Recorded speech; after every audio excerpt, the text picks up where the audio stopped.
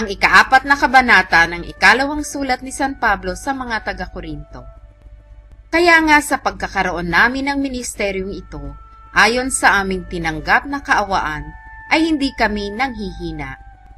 Pagkus tinanggihan namin ang mga kahiyahiyang bagay na nangatatago, na hindi kami nagsisilakad sa katusuhan, ni nagsisigamit man na may daya ng mga salita ng Diyos, kundi sa pagpapahayag ng katotohanan ay ipinagtatagubilin ang aming sarili sa bawat budhi ng mga tao sa harapan ng Diyos.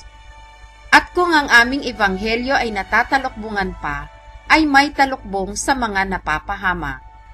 Na binulag ng Diyos ng sanlibutang ito ang mga pag-iisip ng mga hindi nagsisisampalataya, upang sa kanila'y huwag sumilang ang kaliwanagan ng ebanghelyo ng kaluwalhatian ni Kristo na siyang larawan ng Diyos. Sapagkat hindi namin ipinangangaral ang aming sarili, kundi si Kristo Jesus na Panginoon, at kami ay gaya ng inyong mga alipin dahil kay Kristo.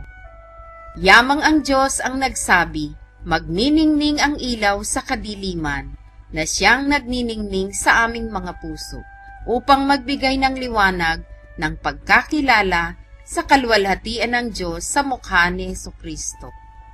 Ngunit taglay namin ang kayamanang ito sa mga sisidlang lupa, upang ang dakilang kalakhan ng kapangyarihan ay maging mula sa Diyos, at huwag mula sa aming sarili.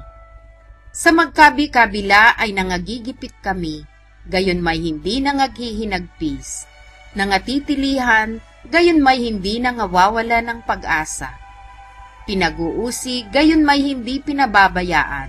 Inilulugmok, gayon may hindi nangasisira.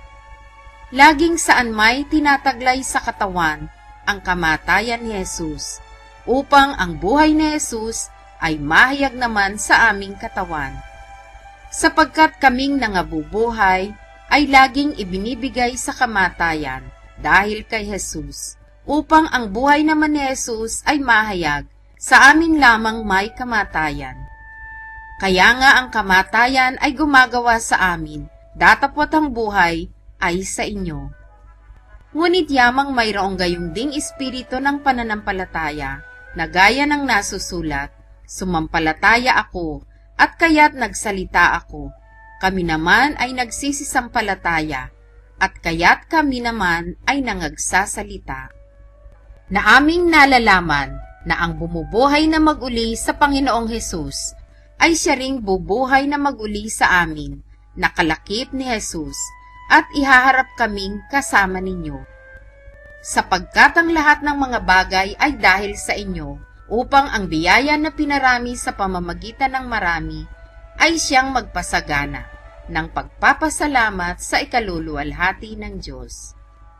Kaya nga hindi kami nanghihimagod, bagamat ang aming taong labas ay pahina, ngunit ang aming taong loob ay lumalakas sa araw-araw.